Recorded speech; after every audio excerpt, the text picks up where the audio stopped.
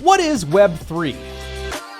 Well, Web3 is a crypto-native content network of trusted, independent voices with a track record of alpha generation in the blockchain space.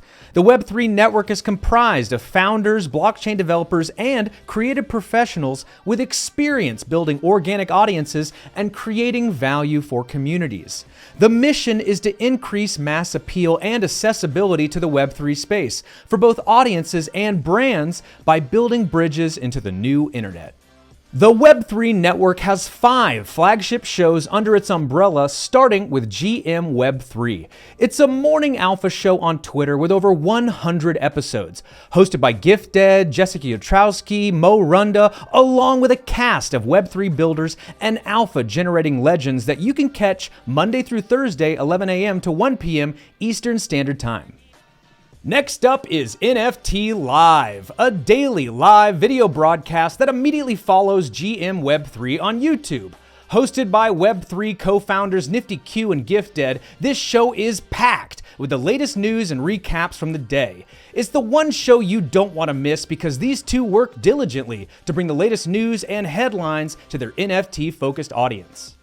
The Nifty Q Show is an in-depth journalistic look at upcoming blockchain projects, where the godfather himself, Nifty Q, interviews relevant builders in the Web3 space. Nifty Q is a top G in the decentralized arena, as he's the original founder of both the Web3 Discord and YouTube channels. He truly has his finger on the pulse, and for that reason, you do not want to miss these insightful looks at the Web3 space. Speakeasy is a no-limits, uncensored comedy podcast on Twitter hosted by outspoken Web3 legends Kane Mayfield and Easy in Crypto. It's more than a regular old Twitter space, it's a barn-burning riot you do not want to miss. You'll come for the laughs and stay for the insightful Web3 conversations as a regular cast of blockchain builders come up on the stage to tell it how it is. We round out the schedule with fununcle, a Web3 educator and broadcast aficionado with a knack for delivering cold hard slaps of truth with a tropical, easygoing vibe. My shows are full of cutting-edge Web3 announcements and news paired with some of the best video editing in the space. I go out of my way to keep every moment of my shows packed with Web3-focused content you do not want to sleep on.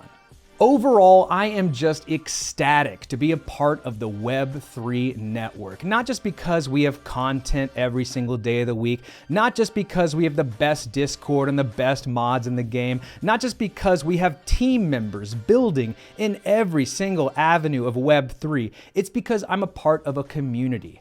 I can be vulnerable and ask questions in a judgment-free zone and actually get real answers from builders in that specific space. And that's what's beautiful about Web3 is we're not doing one niche. It's not just NFTs, it's not just crypto, it's not just play-to-earn games, it's not just DeFi, it is every decentralized aspect of Web3. We have builders with their finger on the pulse and their ear to the ground in that niche of Web3 doing the cutting-edge research right now, and they're delivering it up fresh, live, every single day on Twitter and on YouTube, and we are expanding into more avenues rapidly. We are bringing on new content creators. We are trying to build in Twitch and TikTok as we speak, and it's just one of those communities and networks that I'm so bullish on, so excited to be a part of, and I want you to be a part of it too. It truly is enlightening, it's exuberating, it is euphoric to have people who are like-minded, who are asking the same questions,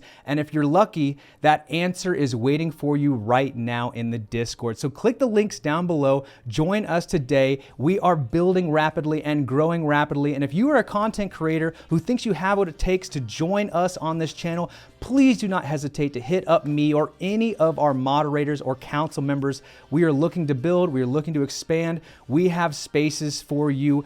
You name it, the sky is the limit. If you want to do YouTube, you want to do Twitter, you into TikTok, you into Twitch, we are building in all of those avenues with a Web3 focus. So all in all, it is just so cool to be a part of this community. I truly have met some people I consider to be my closest and dearest friends. And if it wasn't for crypto and it wasn't for Web3, I would have never have met them. I truly get excited to chime in on Discord. I get excited when my other team members have a guest spot for me on their show. It really brings me up, and I want to pay back to the community that has done so much to me by bringing them up as well. So that's why I dedicated this episode to the Web3 network, all of the absolute alpha geniuses that I get to build with every single day. My hair is standing up just thinking about the cool things we are doing and the horizon we have ahead of us. So Web3 network to the moon and back.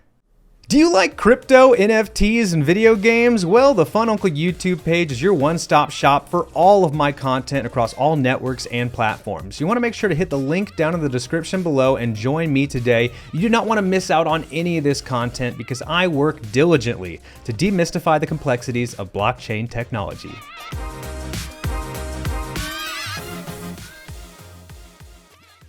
And we got some money-making moves in the GameFi space as blockchain games raised $1.3 billion in Q3. Zuckerberg's got $100 billion tied up in the Metaverse, and Paris Hilton-backed Web3 company plans virtual real estate game for adults.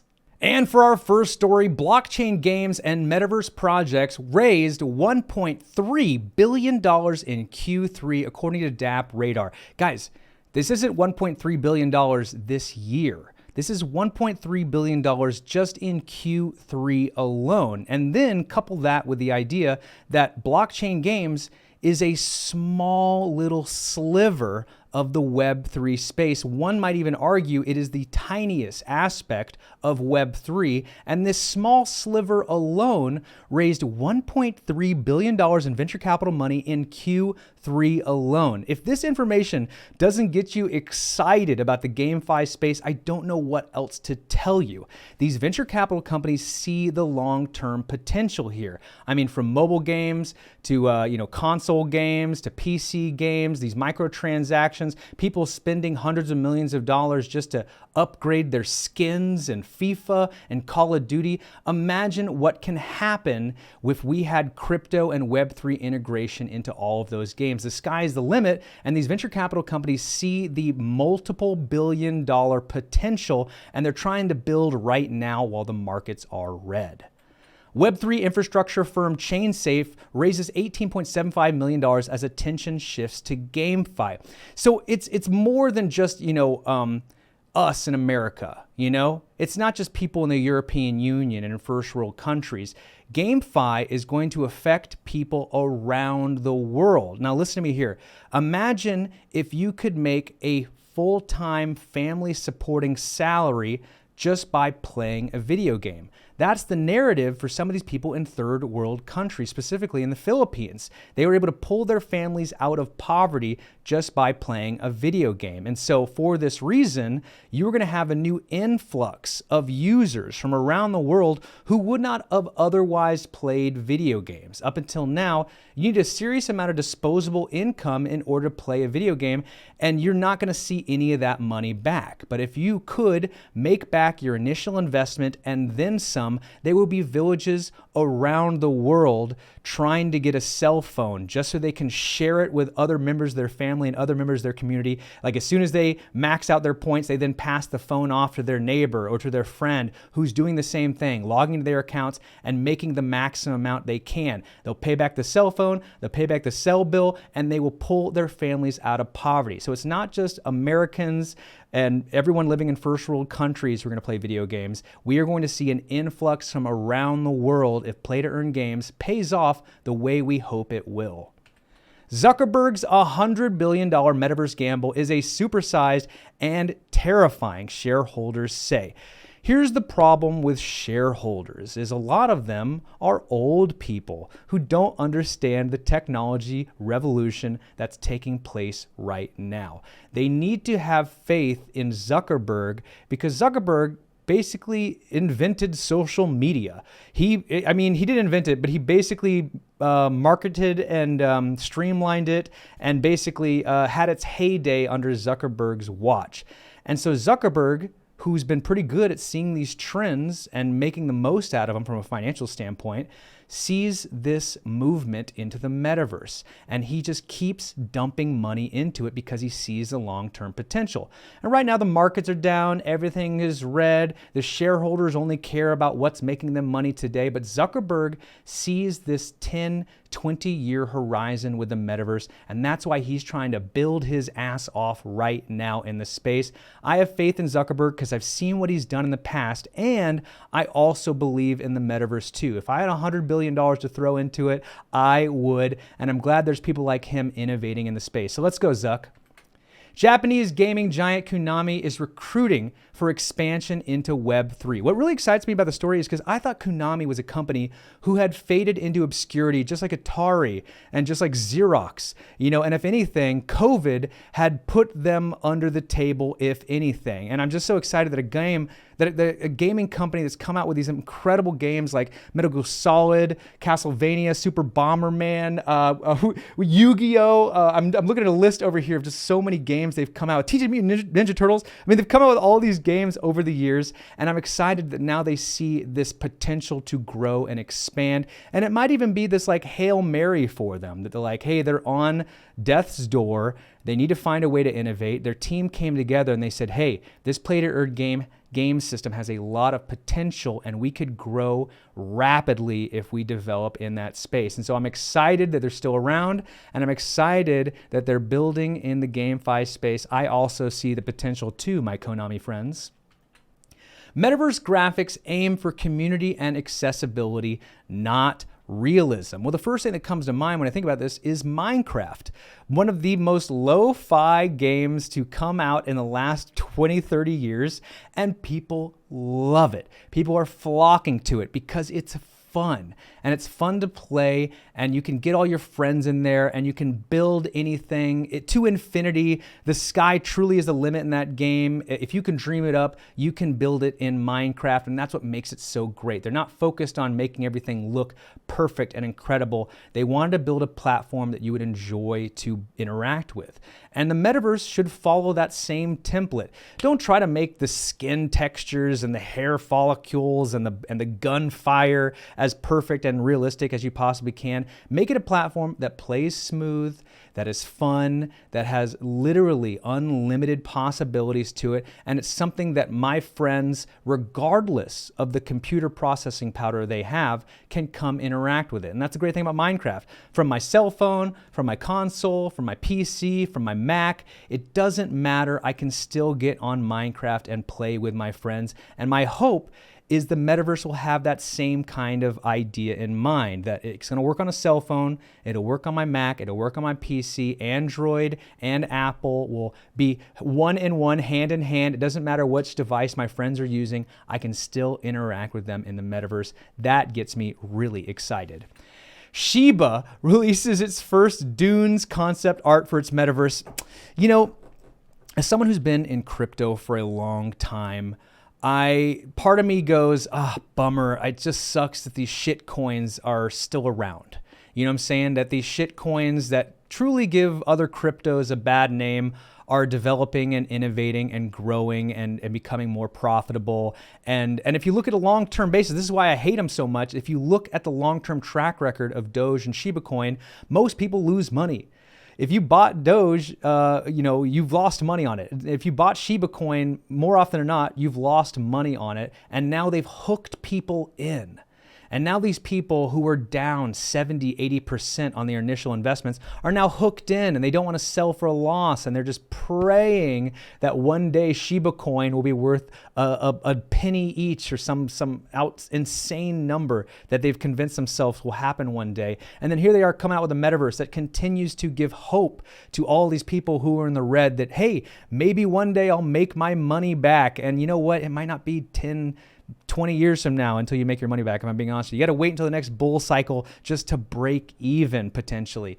But the truth of the matter is this probably will do well, because there's so many people hooked into the Shiba community who are down 70% and have no other options but to stick it out and keep playing this Shiba game. And this is going to come around, and they'll be like, "Ooh, man, if I play the Shiba game, maybe that'll help out my initial investment. Maybe it'll help me break even." And so the truth of the matter is like, you know what? This is going to do really well. They've got a big community of people that are probably all there for the wrong reasons, and it's going to do well. They have great marketing. They have a great fan base. Their advertising is insane. And you know what? Here I am talking about this article. They've even got a guy like me who is so anti-dog coins, still talking about Shiba. And so you know what? It works. As much as I want to swallow my words, this will be successful. If you buy at the right time, you probably will make money, not financial advice. But it's just kind of like, wow, the dog that won't die gets second and third lives. These cat references, you get what I'm saying. And Paris Hilton-backed Web3 company plans virtual real estate game for adults. Here's another thing. Love it or hate it, Paris Hilton is an innovator. She basically invented reality TV. She has been a trendsetter in more ways than I can even identify. And here she is in Web3. It's her and it's her team and a combination of both. She knows exactly what she's doing, and she's one of those celebrities that you definitely want to take seriously. She's not just futzing around for no reason. Whenever she does something in the space, it is monumental. And so as much as I want to just have a bad taste in my mouth and I want to like write this article off completely, if you actually zoom out from a 10,000 foot view and look at Paris Hilton's track record, she's actually been right. And she's actually been really, really smart about the business decisions she's made. And so she's doing things right. You don't want to sleep on Paris Hilton at all. If she's doing something, then you probably want to get into, because when she makes moves, the tides truly change. We got some exciting stuff in NFT news as brokerage firm Bernstein says NFTs are not dead. DC Comics launches the first comics in NFT format and NFT hotel bookings that can be resold if you can't make it. And for our first story, scammers spread fake Reddit NFTs on OpenSea. Well, yeah, every single time there's a hit, every single time there's a big trending thing happening like these new Reddit NFTs, the scammers come out. They can build quickly and they will take advantage of the weakest members of the herd like nobody's business. And so I think just the rule of thumb here is if something is too good to be true, it probably is. And so if you're seeing a Reddit NFT on a completely different website, do your research. You know what I'm saying? Like, actually click into it. See who's posting this stuff. Don't just click random links. Don't just buy things because you think you're getting a good deal on something. Usually a good deal means there's something wrong with it. So scammers are out there and everyone should beware. If there's a big thing happening in the future, you better bet that scammers are going to flock to it and find some way to manipulate you out of your crypto. So just watch out. Another cautionary tale with these fake Reddit NFTs. NFT marketplace Souffle closes $2 million seed round. So for all those out there who are saying, well, NFTs are on their way out, I don't think they're on life support. Like, look what happened to Coinbase NFT. Like, it's not going to do well. Well, we have new NFT marketplaces being stood up with millions of dollars sitting behind them. And so this just gives me faith that no, NFTs are not dead. It's just we're all going through a little bit of a red period right now. There are greener days on the horizon and a lot of building is taking place in the background.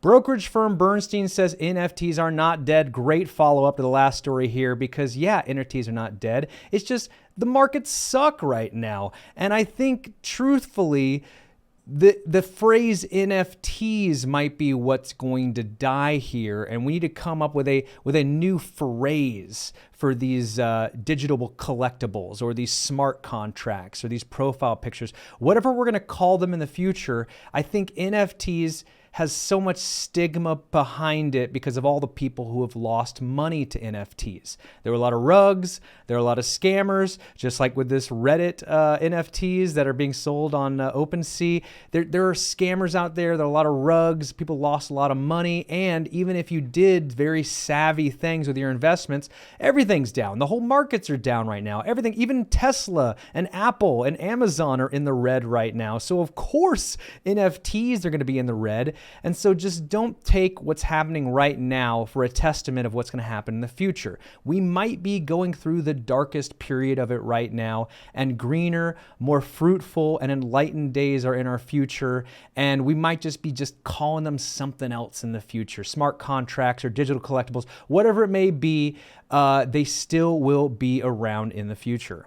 Mainstream NFT adoption will be driven mostly by their utility. Yeah, and we're starting to see that right now, that like if you're just an NFT project that's just a profile picture and that's it, you're not going anywhere. No one's buying it. They want to see use cases, whether it's some kind of membership, club activation, you're going to be put a part of a new community, there's airdrop tokens associated with it. Just there needs to be more than just the image itself and the serial number somewhere on the blockchain. There needs to be more, because a profile picture, we all can download a JPEG and make it our profile picture, but if that NFT is not serving us more use cases, then it's dead on arrival.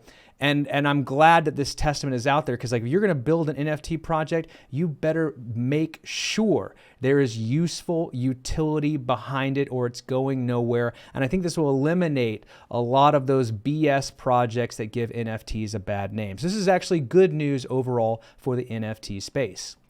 Toy manufacturer Mattel and Cryptoys announce Masters of the Universe NFT collections by the power of Grayskull. Let's go. More NFT collectibles on the horizon. And here's my kind of, maybe call this a tinfoil hat idea about NFTs in general, is that just like with Pokemon cards and Mattel action figures, the reason those are worth so much money is because so many people lost theirs. If everyone kept on to their Mattel toys and their Pokemon cards and kept them in mint condition, they wouldn't be worth anything.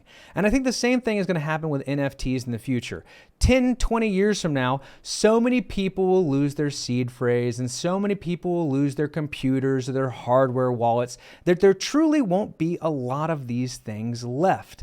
There will only be a few Bored Apes and a few crypto punks and a few of these Mattel and Cryptoy NFTs that survive this kind of natural selection purge that happens in our society. People lose things, they lose track of things, they break things, and there become fewer and fewer of the original amount in the future, and that will cause these things to increase in value through scarcity.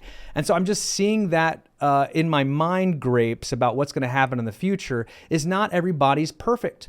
Not everybody will maintain their seed phrase. Not everybody will keep their hardware wallets around. Not everybody will keep that old computer or transfer those files properly to their new computer in the next 5 to 10 years. And I think that, sure, they're only going to release 10,000 of them, but only maybe 500 of them will survive in the long term. And so if you're an investor out there, think in long-term time frames, and also put your time into locking that seed phrase down and locking those wallets down and holding on to them for a long time. You will make your investment back and then some.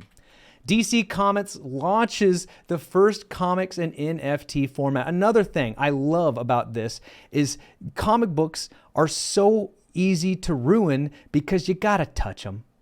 If you want to read a comic book, you gotta put your slimy, greasy, French fry, nose picking, earwax covered fingers all over those pages just to read them. And the NFT is a brilliant advent where you can have your cake and eat it too. I can read that comic book infinite amount of times without causing any frayed edges or folded corners or sticky pages. This is brilliant. You can have your cake and eat it too. And that's what makes me so excited about this, is these will last the test of time. And just like in my previous article, sure, most people will lose them, but it'll just be easier for those who have the mental fortitude to keep their stuff together, to keep these in mint perfect condition to resell later when there's few of them available.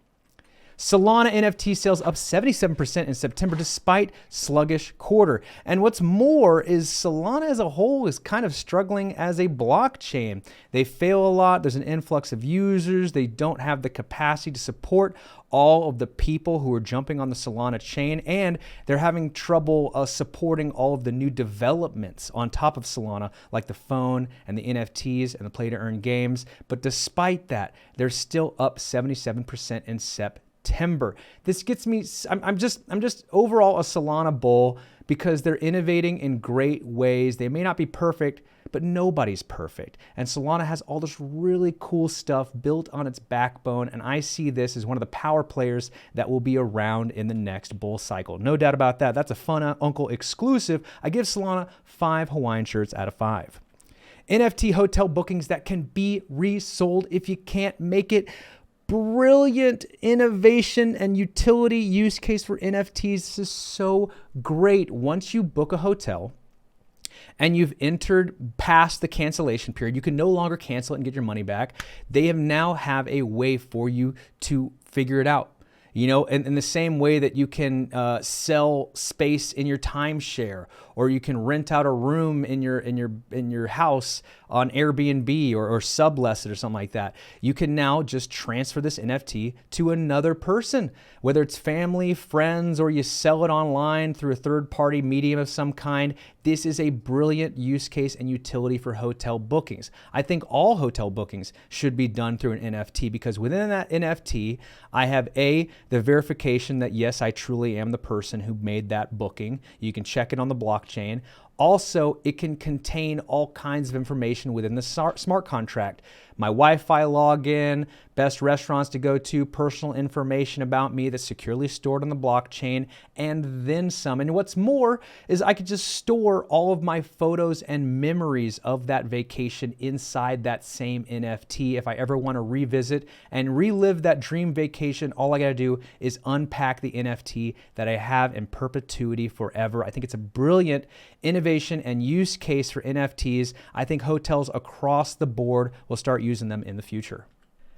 And now it's time for my favorite part of the show. It's the Web3 Lounge. And this is the first episode I get to do under the new branding. No longer will I call this the Lad City Lounge. It is now the Web3 Lounge. I'm just so excited to be a part of this community. And I'm so excited for this segment of the show because I just get to shoot the S with my nieces and nephews and talk about the really cool innovations that are taking place in what we're now calling the Web3 network. So we're just packed with content right now, with more content on the horizon. But just to recap, we've got the GM Web3 morning show. That's Mondays through Thursday, 11 a.m. Eastern to 1 p.m. Eastern. And then immediately, right after that show ends, NFT Live starts up on YouTube, where they do a full recap of everything they covered on GM Web3 and then some. They have some Rate My Bag segments, and then they go into other additional pieces of alpha that were generated between now and then. So it's really finger on the pulse recap of what's going on right now. We didn't have Speakeasy. It's so fun. Honestly, it's so fun. Kane Mayfield and Easy come in hot. They have great energy, and they have this cast of characters who jump up on stage and bring it. They really tell it like it is. And Natalie Crew, I'm looking at you. You're a rising star, and you need your own show. She is so fun. Among the other people who jump on the show, I try to make it to as many as I can because it's rejuvenating. Honestly, it's so enlightening and fun and heartwarming, and it's just so cool that I get to meet these people. I would not have met Kane Mayfield or Easy otherwise, and I'm glad I get to interact with them in such a really fun way. We have the Nifty Q Show. It's an in-depth and insightful journalistic look at the Web3 space with Nifty Q, who's the godfather himself. We call him the godfather because he's been here since the beginning. He helped build the YouTube page. He helped build the Discord. He's been there since the beginning. He's made some incredible calls from Bored Ape to Flow to just NFTs in general. He sees the trends, and we need to hype this guy up more. I'm going out of my way to hype up Nifty Q because he deserves it. And then, of course, Fununcle. Here I am yucking it up. I'm going to keep doing this show now under the Web3 umbrella, and I'm just rejuvenated, right? Now we've got this team of power builders, and I want to, and it's kind of like boosting me to not only make this show better, but also I want to uniformly make all of the other shows better so that we are just a powerhouse force to be reckoned with going into this next bull cycle. I see exponential growth across the board with Web3 in the coming years. It gets me so hyped up. And then what's more is the Discord. You know, it's packed with people who are sending gifts and hyping each other up. You can ask questions and get real, insightful answers to them. And people in the community who want to get up and do their own show, be on Twitter Spaces, tell us alpha, please hit us up, hit me up, hit anyone else on the council up in the Discord. We are building and expanding rapidly. We are bringing on new content creators every single month. And so, yes, there is opportunity for everyone in this space. So we just want to keep building. We want to be accessible. We want to have the best alpha, and we want to keep growing. That whole let's be 1% better every single day. And then lastly, it's just great to be a part of a community. When the markets are down, if I was doing this by myself and I saw these tragic red days of losses, it would be hard. It would be a lot harder than it is right now if I didn't have this community around me. The whole misery loves company a little bit. It's great to commiserate with other people. And then what's more is if I wasn't part of this community, I would not have had so many successes, honestly. I remember this community told me about Atom, which I had not heard about Cosmos at all. And I invested in it and made a lot of money because of insight from the community. I did not know about play to earn games. And because of this community letting me know early, I made some very great investments, not financial advice, but because I was interacting with the Discord, because I was asking questions and listening more than I was talking, I made some incredible moves that I would not have made otherwise if it weren't from the alpha I got from this community. So just a sales pitch to everyone out there, we are building, we are gathering the brightest and most productive minds in the space and putting this under the umbrella, and we want you to join too. So if this sounds good to you, our arms and doors are wide open for you. Please, please, please come join us. Web3 has room for everybody. Do you want to make money in Web3? Well, my latest project, Bites of Paradise, unlocks a wealth of signups, content, and money-making opportunities in the Web3 space, along with access to VIP events and regular crypto prize giveaways. Head on over to OpenSea and pick up your Bite of Paradise today.